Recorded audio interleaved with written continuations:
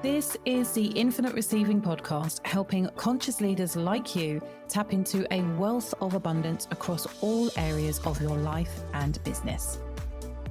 My name is Susie Ashworth. I am a single mom of 3 and author of the Sunday Times best-selling book, Infinite Receiving: Crack the Code to Conscious Wealth Creation and Finally Manifest Your Dream Life. On this show, I'll be sharing with you how you can upgrade your identity and your reality to create the life that you have been dreaming of. Because you are ready to be an infinite receiver. Hello, you gorgeous, gorgeous human being. It is Susie Ashworth here, and you are listening to the Infinite Receiving Podcast. And I am really excited to be bringing you this episode of the pod, which is all about how to diagnose what is going on with your offers if you have what is both subjectively and objectively a good product, a good service that just isn't selling as much as you would like it to.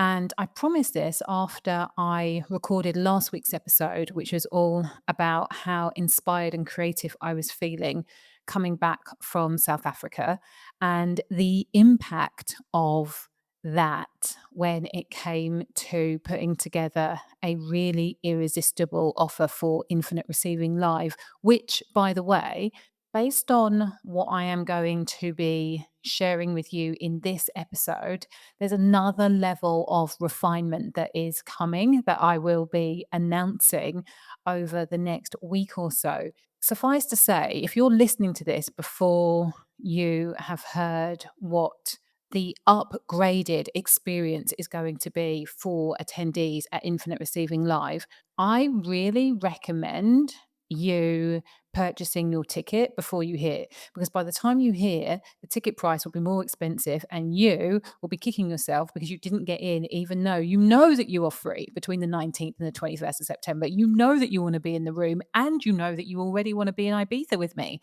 So this is where we start, knowing that there is more. Now, I decided that I was going to plan this, and then Alex Hormozy did his record, like literally world record breaking book launch, which has really just inspired the internet in both positive and negative ways. There are some people out there who are like, God, I don't know what the fuss is about. This is nothing new. And I don't know why people were so stupid to drop $6,000 on books, blah, blah, blah, blah, blah. And then you have other people like me who are like, oh my goodness, there were so many lessons from this entire launch experience that we will be digesting and breaking apart and learning from for years. There will be books written about this book launch because he made $100 million in 48 hours, or very, very close to. I'm not exactly sure what his final figures were, but I know that after the first day, he was already on 77 million. Now, this is through the launch of a book. He'd sold 2.8 million copies. This doesn't even include the pre-sales. So there's just so much to unpack. This podcast episode isn't about that, but for sure, there were things that I picked up on that he was doing that are going to be so helpful for you right now, because good offers don't always sell. And it's a little bit like the good guys don't always win. It's a little bit like everybody likes a bad boy. And when I say everybody, we're not 12 anymore. Some of us have standards, but you understand. I mean, I was literally just watching Love is Blind this weekend, and there was this really beautiful woman, and she had said right at the beginning, I am here to go for a different type. I usually go for the cool guy who treats me bad, who cheats on me, who does X, Y, and Z. She's talking to 2 guys, and there's Haven, and he's suave and he's sophisticated. And in the kind of confessional sessions, he's even said, in order for me to marry this woman, she's going to have to take the knee. That is not the vibe of Love is Blind. He's already admitted that he feels very comfortable dating multiple women at once. He was already so cool and so nonchalant that she was doubting that he liked her. And it was only when he thought that he was going to lose her, he read her his notes. Now, this is the hilarious thing: Scottish, tick; high sex drive, tick; there were a couple of other things, tick, tick. And that was all I needed to know. I didn't write any more. That made her switch from the guy who was so clear that their vibe was his vibe, who was so committed to wanting to make a relationship with her, who had written her a poem, who had bought her flowers, who had really said, "This is how I feel about you." None of that was enough for her. The packaging of the nice guy was boring. And so when it came to making the decision about which one she was going to buy, she went with the package that she wanted, not the one that she needed. She went with the package that was more appealing because there was a little bit more mystery, a little bit more allure. And also, he really fit the pattern of what she was used to. Now, the pattern of what you're used to when it comes to buying things is you buy things that have a high perceived value to you. It's as simple as that. You buy offers that feel like a bargain, even if you are investing at a high level. Offers that feel like a bargain both emotionally and logically. And when you buy offers, it is the perceived value that your dreamboat client has to feel emotionally and psychologically in order for them to take the step. Now, what was so wild about witnessing Alex Hormozy do his offer is that I had people in my DMs giving me their own personal arguments for and against why they should or shouldn't buy. This is a book launch. People had gone expecting to be upsold 2, 3, 5 books and left with 200. And I think that one of the reasons that people were doing this is because the way that Alex talked about his offer, which is not just the book is the product, but the offer was everything else around it, is that he made the value so freaking obvious. And the mistake that you're making with your good offer is assuming that your value is obvious. This was like a revelation to me when I really started thinking about this. When you've been in the business for as long as I have, which is now 12 years, and you have a little bit of a following, there are people who have worked with you many times. There are people who have come to many of my events and will come back year after year after year after year. Why? Because the value is obvious. So when it comes to talking about what it is that we're going to cover and how people are going to feel, often if you look at my previous sales pages, they've all been pretty generic because I have been selling to people who know that they are going to have a life-changing experience. People who literally come back every 6 months because they know that it is going to give them the fire in their belly that they need for the next quarter or 6 months. Whilst the value is obvious to them, to a cold audience, not the case. And this is what is happening with your offers all of the time. You think because you have 5 years experience, 3 years experience, or you are even newly qualified people, they're like, I've got my certificate. This means it is obvious that I know what I am doing. And I am going to charge you £10, £20, £150. And other people are charging £1,500. And other people aren't even as good as me. Like, the value is obvious. The value isn't obvious. That is the first point. You also have to really understand that buyers don't buy, or they don't evaluate value logically. They evaluate it emotionally and comparatively. So, particularly your people, and if I think about, like, I did a live on the Sunday after this launch on my Facebook page, and I was talking about how somebody who had left a comment on my page had really irritated me. And I opened by saying that I had watched this launch and the way that I felt blew my mind. This was a book launch. At points, I was unclear about whether I was turned on or going to cry. Like, I didn't know what was going on. I was on this emotional roller coaster for a freaking book.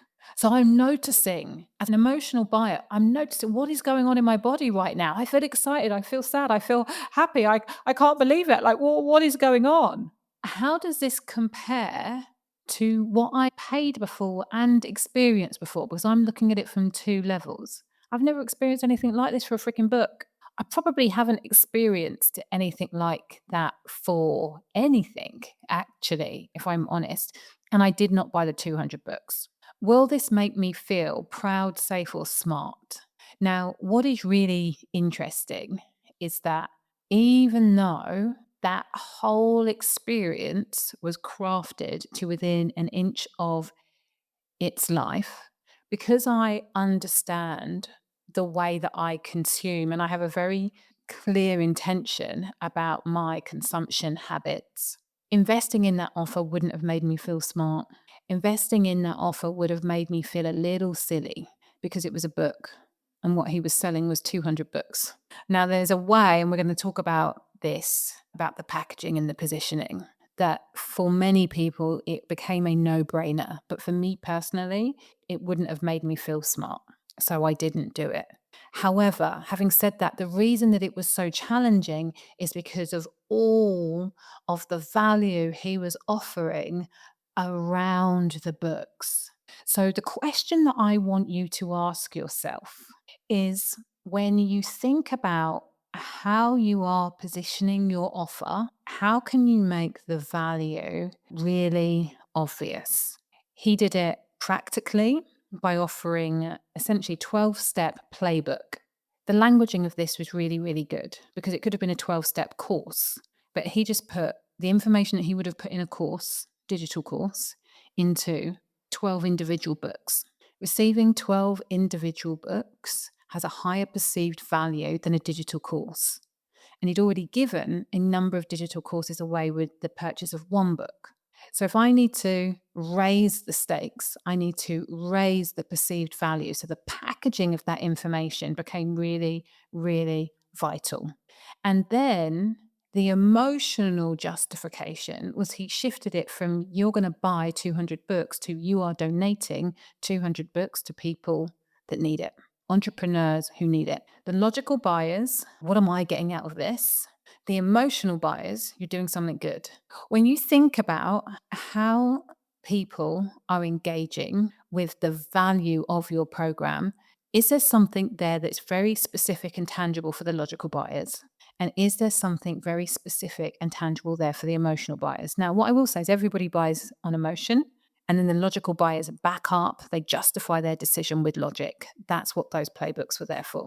So, having said all of that, mistake number two is that we confuse features with perceived values. So, a lot of people will hear this and be like, okay, I'm going to add more PDFs. I'm going to add more calls. I'm going to add more. And I think that there was a time in the industry where if you said you're going to get 17 hours worth of this, then that did feel like you were offering more value. I would say what has shifted is that when somebody says to me, you've got to go through 17 hours of calls in order to get the juice, that is no longer appealing to me. It is not. I am overwhelmed. I am time poor. I've got 100 other courses that I have never been through. Like, telling me that the secret is in these 17 hours, that is no longer helpful. So, with what he did, is he focused on implementation. How do you take the information that you are getting from the book and then implement it? How do you take ideas and theory and then turn it into an action plan? Because ideas and talk are cheap. Execution is everything. If you cannot execute, this is going to be a waste of your investment. And as I'm saying this is how you turn a VIP day into a 12-month continuity. This is how you turn a 6-week course into a 6-month or 12-month membership. When I say membership, I'm not necessarily talking about low ticket. I'm talking about whatever end of the spectrum that you want to sit on when you are positioning it as a resource which is going to help people actually do the thing that you are teaching them, because most people won't do it. So I'm going to make it easy for you to execute. And this is how. It is not the number of calls. It is the frameworks. It is the coaching. It is the ability to be able to tap in and out. It is accountability, although I bloody hate that word. The main thing I want you to take from this is just saying all of the stuff that people are going to get isn't helpful. I've included this so that you are going to be able to do this, which makes your result inevitable. That increases perceived value. The other thing that I think that he did really well is naming the playbooks, things where there was no gap between this is Alex's $100 million ad system. So if you've ever had an ad that is not performing when it comes to traffic, you're going to be able to take the theory of writing ads, and then you're going to be able to look at the 50, 60, 100, 1000 of my most top performing ads, and you're going to be able to plug and play. Oh, you don't even need to think about it. How are you missing that trick when it comes to your offers? Where are you talking about the stuff versus the how this is going to help you create an inevitable result? And then mistake number 3 that we have all made, and if you have a really incredible offer, especially if you're underselling it, you know that this offer is absolutely incredible. You know that you're undercharging for it. The mistake that you are making is focusing on the price versus the deal. Saying, oh, it is $997 and you get 12 calls and 8 modules and a bonus group call. Like, that is standard. That is what good people are doing all over the place. And those good people with good courses are getting shitty results all over the place. Whereas what you want people to feel like is, wait, sorry, am I going like what? And I feel like with the infinite receiving ticket and the mastermind day to Ibiza, we're getting there. But there are things that I am going to be sharing around the experience that are going to make people's heads spin even more. And these are going to be things that people need and want. Because it's really important to say that people don't buy what they actually need, they buy what they want. And then logic says, well, yeah, of course you want this because you need it. But the reality is that there are loads of things that you need that you have been putting off buying for months, sometimes even years. There's loads of things that you need. And there are loads more sexy things that are popped up that, because of the way that they have been positioned, you've been like, oh my God, that's incredible. So how you do this, how you are able to make the offer the main focus versus the price, is to also make sure people are really, really clear on how much each element of the offer costs, how much each element, if they were to pay for it individually, would cost them. So then when you say, it would be very justifiable for me to be charging you X, but actually you are only going to have to pay X, that you are only going to pay X could be 10,000, could be 20,000, could be 1,000,000, depending on the value of each of the individual elements. And depending on the value, the obvious value that your dreamboat clients place on each of those individual elements. Now, there are things that you can and should be doing during your presentation. for people to be able to tangibly connect the dots. A lot of people don't do that. A lot of people don't help people connect the dots with their presentation. But when you learn how to do that and then you put the stack in, woo, then we're seeing launches like Alex's, do almost 100 million, maybe 100 million in 48 hours. I think that my biggest launch was around the 400 and I want to say 60 mark. There's so much more than that. And when I say that, I don't mean around the cash. The cash is great, but I mean around the people that you get to help. I mean around the impact that you get to have. I mean around the skill sets that you get to share with people. I mean about the transformation that you get to have in this world when you make this a priority. Most people are explaining the offer versus selling the emotion and the identity shift. Most people are listing features rather than stacking perceived value. Most people are leading with price versus leading with the value that then makes the price feel light. Most people are using logic to sell, whereas what you need to be doing is using an emotional reward for people to justify the investment for themselves. Most people aren't making it easy enough for people to pay with their pricing structure. So these are my tips for you to really, really change the way that you are creating your offers. For those of you who are in my certification already, this is going to become a full-blown masterclass. We already do offers because it's so important. This is going to become the upgraded version. If you're a brand new coach or you are somebody who wants to get into coaching, you're a corporate leaver, you've been made redundant or you know that that's coming and you want to be living a more impact-driven life and you are interested in finding out more about the Quantum Leap Your Life and Business Coaching certification, please feel free to reach out on hey@susieashworth.com. This, by the way, is not a pitch. It's just an invitation to find out more information.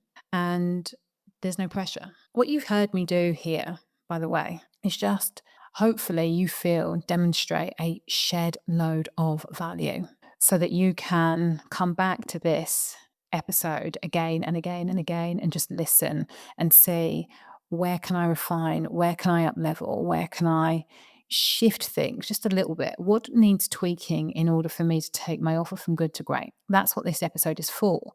And obviously, anybody who's listened to this and likes the way that I have shared this and positioned this, it then makes it easy for them to be like, okay, she actually teaches this. Let me get in touch and let's do this together. It's a different way of demonstrating your expertise and your value, or for the people, this is the first episode they've ever listened to, just building trust. I mean, there's so many things that I could say about. What I will finish with is that Alex Hormozy has been doing this for the last 2 years.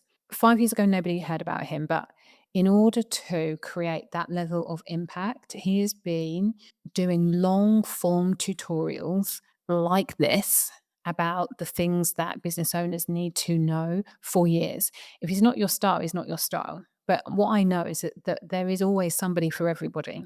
When you start to understand your craft and then implement and then are able to demonstrate this from a very, very powerful position because of social proof, your own proof, the proof of your clients, this is when you become undeniable. So if this was useful and you'd like to have a breakdown of everything that I've just covered, I have got something called the Juicy Offer Blueprint that you can download for free. The link is susieashworth.com/juicy. If you do download it, do me a favor and make sure that you share this episode either online or just with one of your friends who you think this would be super helpful and super valuable. I have got such a freaking big mission, and that mission is to help more of you live your life from your fullest potential.